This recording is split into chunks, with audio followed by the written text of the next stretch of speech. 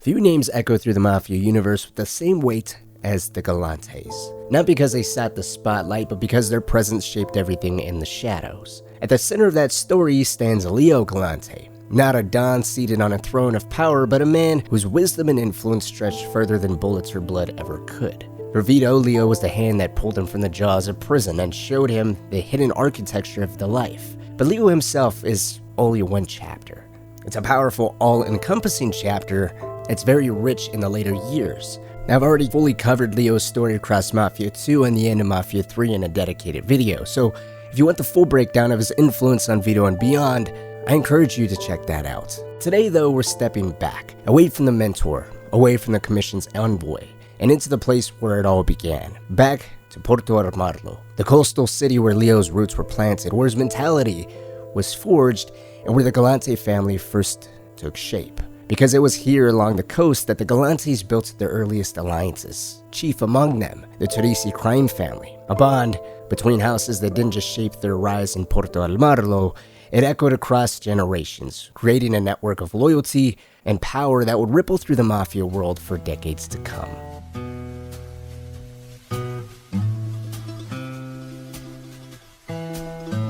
The story of the Galante family starts on the coast, in the city they'd come to run by the time we see it through Enzo's eyes, Porto Almaro. It was always seen as a city that was the lifeline from Valle Dorata to the outside world. However, its origins were a little bit more modest than a 1900s presentation. At first, it was actually nothing more than just a simple fishing village.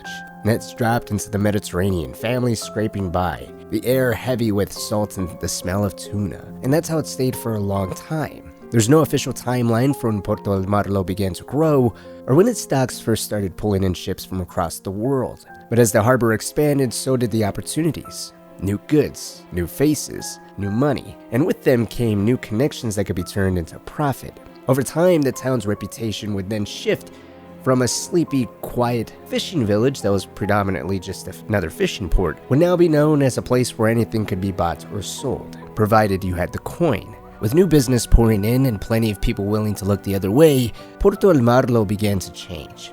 What started as a fishing village grew into something far more valuable. The docks became the beating heart of the Valle Dorata, the funnel through which every good and secret would come to pass. And with that, the town built its new reputation as a smuggler's haven, where anything could be bought or sold for the right price. That was the ground the Galantes would come to claim for themselves. Say what you will about Don Galante's diplomacy later in life, but it was his vision that secured Porto Almaro for his family. Alongside his brother Patricio, they would establish Fratelli Galante, the family's tonara, a traditional Sicilian tuna fishery. On the surface, it was a business as usual, just filled with nets, catches, processing, and packing. But the tonara gave the Galantes something more than just income. It would tie their name to the very identity of Porto Almaro, to its labor force, its history, and its traditions. Whether through connections already in place or the respect that came with being linked to the tuna trade, the results were the same. The Galantes were seen to be legitimate. They would have leverage, and in a city where everything carried a price, that made them nearly untouchable. With the tonara as a legitimate front, Niccolo Galante tightened his grip on Porto Almaro. He didn't need to rule through brute force. Instead, he mastered the docks in a different way that would actually come to echo what his grandson Leo would do decades later in Empire's Bay in America. The difference between grandson and grandfather, though, would be subtlety. Niccolo believed much more in the power of quiet influence, the kind that could outlast bullets and gang wars. The goods moving in or out of Porto Almaro had to pass through the customs house, and thanks to the right men on his payroll, Niccolo made sure nothing slipped past him. Every shipment, every crate, every handshake would come through the Galante hands first. Nothing would move in or out of the city without his express permission. And that was the case no matter how anyone else felt about it, because Niccolo controlled the customs warehouse. It handled a constant flow of goods, and with Galante men on the inside, smuggling became the family business. Niccolo always knew what was coming in, when it was arriving, and who would be on shift when it landed. If his own people weren't on duty, he made sure the right officials were, and if the wrong ones showed up, he simply moved his men to unload the cargo before anyone else could interfere. It was all about timing, and Niccolo Galante treated it like a science. Nothing was left to chance. Officials might rotate, police chiefs might come and go, but the Galante network adapted. Connections abroad kept the trade routes open. while bribes and favors at home kept the system smoothly running. For Niccolo, that was power. There was no need for shouting orders, no need for starting wars. True power was being the person who controlled the flow without ever needing to raise his voice, or anyone else even knowing you were the one pulling the strings.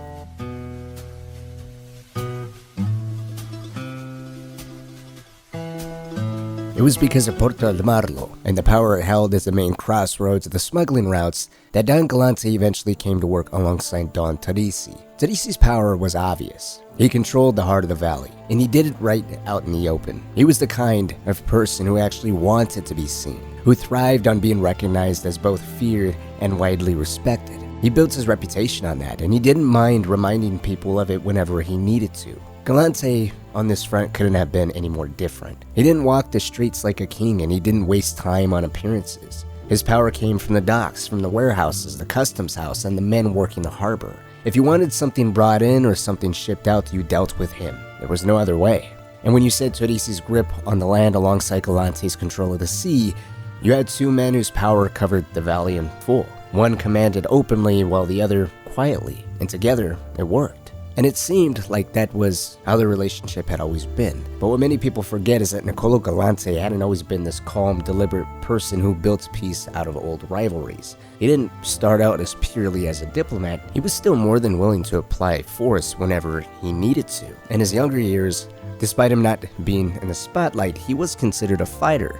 Some even called him a warrior, in every sense of the word. He was no stranger to violence. He had the resource and manpower to display a powerful sign of force whenever it called for it. It's a part of him that has seemed to be long forgotten and buried, but it was a part of his rise and a strong component of his role within the war with the Spadaros in the 1890s. Now, considering Don Galante is a much older man who appears to err on the side of tradition and respect, pretty similarly to Teresi, we can get an idea of his position within that conflict, but what's a little harder to say is how aggressive he might have been during said conflict. In Mafia, the Old Country, we can see Teresi himself is quite aggressive. His right-hand man and conciliary, Tino, does nothing but fan that flame and push Teresi's aggression. So Teresi might have been the same person then as he is now. For Don Galante, it's hard to say how his force was employed or what his overall position really was. But considering even Luca mentioned Don Galante was the only voice of reason when it came to the Spadaros and the Teresis,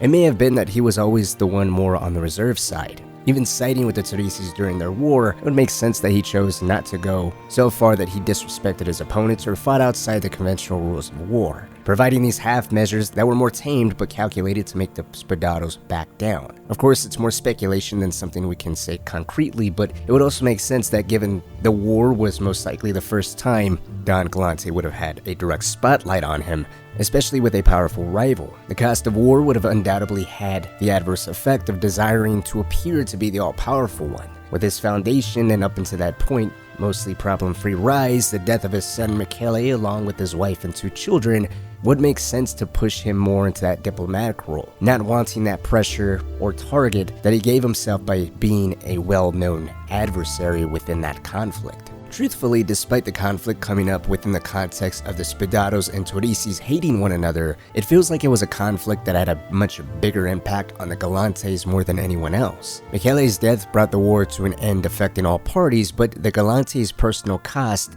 impacted everything going forward. How the Don ran his businesses, his overall leadership styles, his priorities all changed, and he removed himself from any fighting going forward, opting strictly to be the mediator, providing security for both families on what he considered to be neutral ground between the two of them. For Don Galante, it stripped away whatever drive he had left for war. He knew now how fast a family could be erased in a single night, and he wasn't willing to see it happen again. From that point forward, he leaned into diplomacy, into the fragile truces that kept the valley from burning all over again.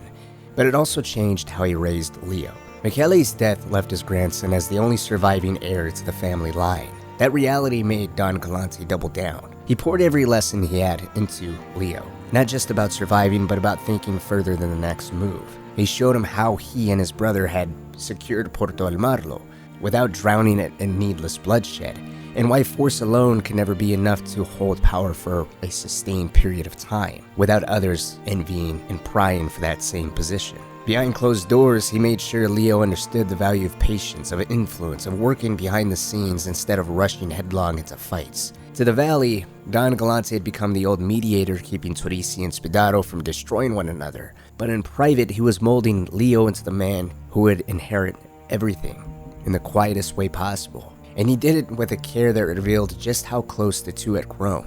To Don Galante, Leo wasn't just another grandson, he was the last Galante left to carry the family forward, the only surviving heir to a name that had barely survived. As a way of remembering what had been lost and a way of driving lessons into Leo that he would never forget, Niccolo tied those memories to the very places the family operated from. The clearest example of this was their dockside bar. It was beaten up by years of salt, air, and hard use, but it carried a significance that people in Porto Almaro understood. It was called the Bar Cafe Ginevra, the same name as Leo's mother. Now, nobody really knows if it was given that name before she died or afterward in order to honor her, but truthfully, either way, it still mattered. Because if the name had been chosen while she was alive, then every time Leo walked through the doors, he could have been reminded of the family he once had, and how quickly it all could just disappear. If the name came after, then the bar itself was now a memorial.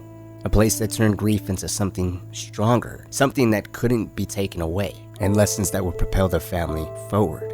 And the bar itself was very symbolic of the Galante's power, which despite the Don's change in leadership, doesn't exactly reflect or mean there was any real weakness within his foundation of power. The bar always looked like any other waterfront within the city, no different or eye-catching to law enforcement or people looking for any kind of trouble. And even then, law enforcement rarely, if ever at all, interfered with the business being conducted inside. It was always protected by those on payroll, and stayed as the source of where the Galante family's power was constantly channeled through. The only mistake, then, was the Don's severe aversion to warfare. His inability to properly prepare for war in order to secure the peace he so desperately wanted would be his undoing. It was the other side of the coin of this business he refused to entertain. However, that would serve as Leo's final lesson.